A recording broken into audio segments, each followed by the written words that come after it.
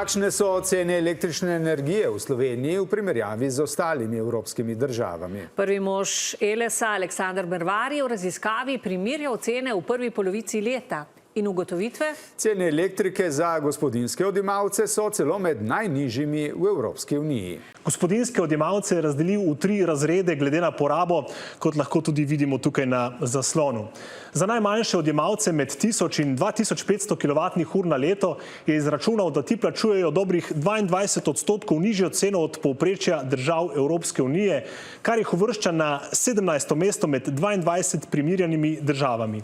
Med drugo polovico 2024 in prvo polovico letošnjega leta jim je cena upadla za dobrih 11%, kar je po Mervarjevem izračunu največji padec cene med primerjanimi državami.